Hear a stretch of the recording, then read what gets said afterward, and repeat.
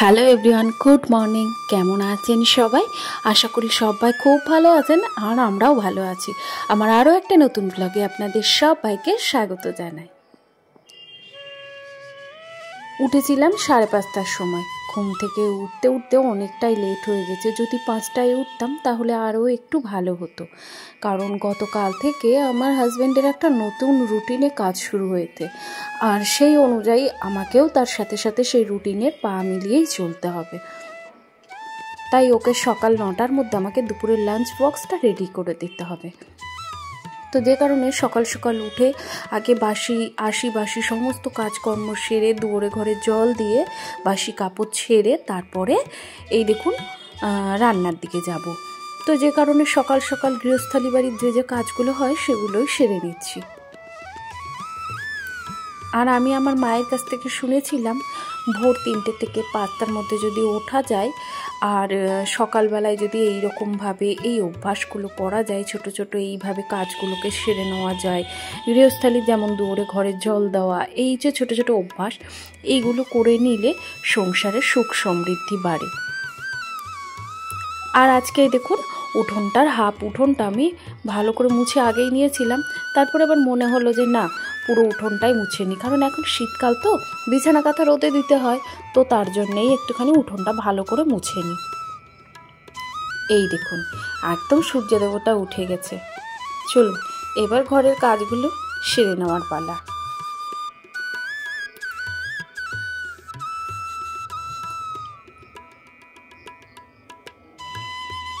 আর এই তো একদম রেডি হয়ে নিয়েছি জানেন, একটু আমাকে আমার হাজব্যান্ডের খাবারটা দিতে যেতে হবে, তাই একদম শাড়ি ব্লাউজ সমস্ত কিছু পরে একদম রেডি হয়ে নিয়েছি। আর অনেক দিন থেকেই আমার একজন সাবস্ক্রাইবার আমাকে বারবার রিকোয়েস্ট করছে যে শাড়ি পরে ভিডিও দেওয়ার, তো আজকে তার রিকোয়েস্ট আমি রাখতে পেরেছি বলে আমার বেশ ভালো লাগছে। আর আপনি যদি আমার ভিডিওটা দেখে থাকেন তাহলে অবশ্যই একটা রিপ্লাই দিয়ে দেবেন। আর এই তো এখন সকালবেলায় সোনাকে নিয়ে প্রাইভেটে দিতে যাচ্ছি। ওর সকাল সকাল প্রাইভেট থাকে, সপ্তাহে 3 দিন করে ওর প্রাইভেট থাকে, তাই ওর প্রাইভেটে দিয়ে এসে তারপরে বাড়িতে রান্নার দিকে যাব। ওদিকে আমার হাজব্যান্ডকেও চা করে দিয়েছি একবার, তো ও ফ্রেশ হতে গেল, ততক্ষণে ভাবলাম যে আমি যাই গিয়ে ওকে আগে দিয়ে আসি।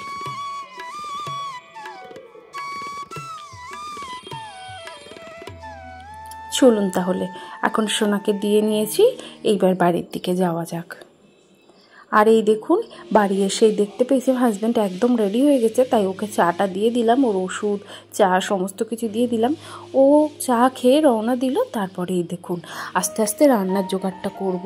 আর এখন কি করছি জানেন, একবারে সকালের জল খাবারটা মা তো ভাতই খায়, আর ভাইকেও বলেছি ভাতই খেয়ে নিতে, আর বাবা কখনো কখনো ছাতু মুড়ি অথবা ব্রেড পাউরুটি জ্যাম এগুলোই খেয়ে আর কি আমরা সকালবেলার দিকটা সেরে নিচ্ছি।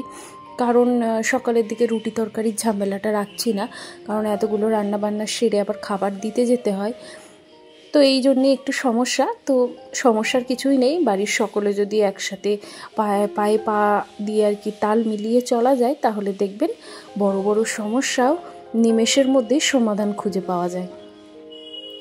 আর গতকালকে রাত্রিরে 5 বিশেলের সবজি একটা কেটে রেখেছিলাম, তো সেটাকেই এখন প্রেশার কুকারে বসিয়ে দিলাম।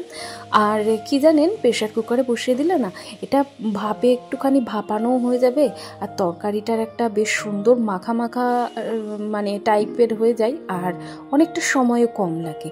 আর সময় কম থাকলে আমি প্রেশার কুকার এইভাবে ইউজ করে আমার গ্যাসটাকেও সেভিংস করি।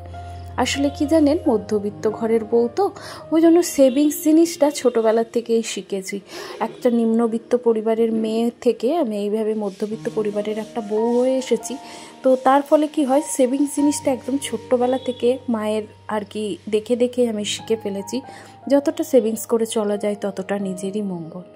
তারপরেও কোথাও যেন শূন্যতা থেকেই যায়, আর সেই শূন্যতা পূরণ করা একমাত্র ভগবানের আশীর্বাদ ছাড়া সেটা সম্ভব নয়। ওদিকে ভাতটা আর ওদিকে সবজিটা ভাপাতে থাকুক, প্রেশার কুকারে একটা হুইসেল পড়ুক, ততক্ষণ ভাবলাম ঘরের কাজগুলো একটু সেরে নিই। সকালবেলায় যে পরিমাণ ধুলো পড়ে না জিনিসগুলোতে, তাকানো যায় না, তবে চেষ্টা করি প্রত্যেক দিনের ধুলোটা প্রত্যেক দিনই পরিষ্কার করে ফেলার। আর এই যে আমার একদম ধুলো পরিষ্কার করা, ঘরদোর পরিষ্কার করা কমপ্লিট হয়ে গেছে।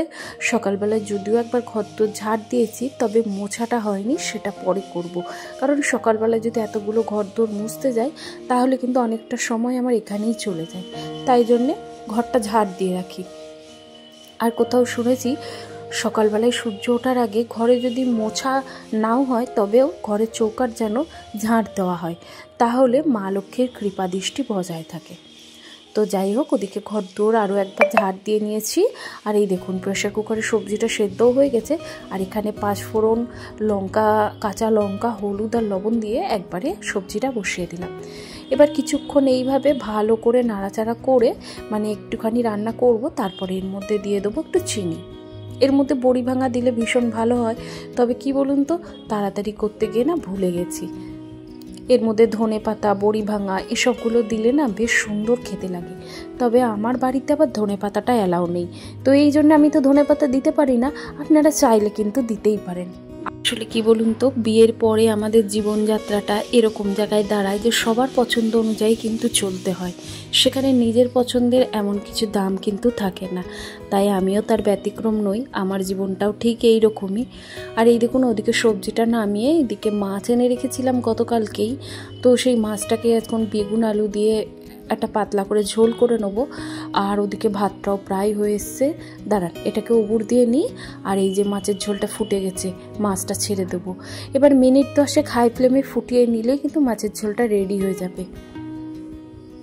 আর আমাকে যেহেতু এখন সকাল 9টার মধ্যে খাবারটা রেডি করতে হচ্ছে, ওই জন্য গতকালকে মানে আগের দিনকে বাজারটা করে রাখলে আমার একটু সুবিধা হয়। তাই একদিন আগে বা 2 দিন আগে বাজারগুলো আমি করে রাখি।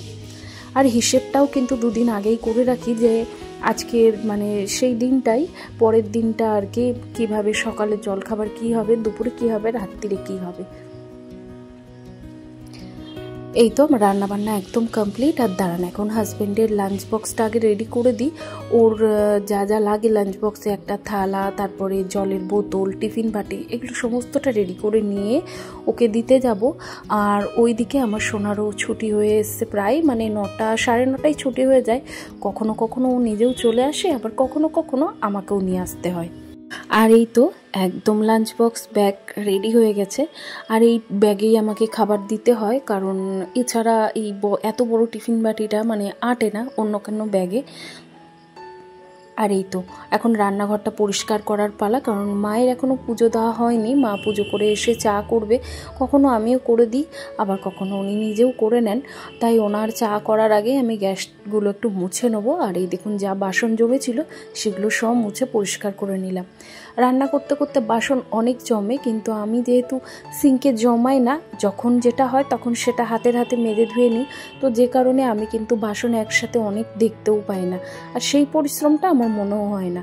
আর এই তো কথা বলতে বলতে একদম গ্যাস মুছে, টাইলস মুছে রান্নাঘর পরিষ্কার করে ফেললাম। তাহলে চলুন এবার যাওয়া যাক রাস্তার দিকে।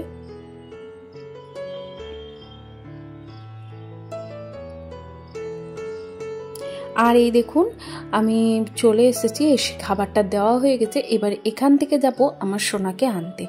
এইভাবেই কিন্তু রুটিন ওয়াইজ কাজ চলতে থাকে। আর সোনাকে নিয়ে আসার পথেই আমি আর আমার সোনা দেখুন বাজার করে নিয়ে এসেছি।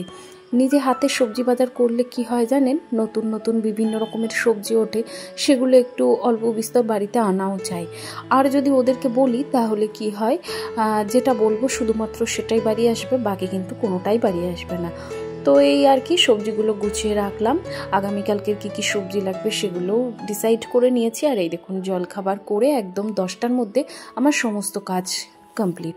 তাহলে চলুন এবার খেয়ে নেওয়ার পালা। আজকের ভিডিওটা কেমন লাগলো অবশ্যই কিন্তু জানাবেন। ভালো লাগে কোথাও ভালো লেগে যায় প্লিজ একটা লাইক করে দেবেন। আমি এখানে শেষ করছি। ভিডিও যদি আপনারা আরো দেখতে চান চাইলে চ্যানেলটাকে সাবস্ক্রাইব করে রাখতে পারেন। ততক্ষণের জন্য সবাই চলুন ভালো আজকের ব্লগটা এখানেই শেষ করছি। আবারও দেখা হবে নতুন ভিডিওর সাথে।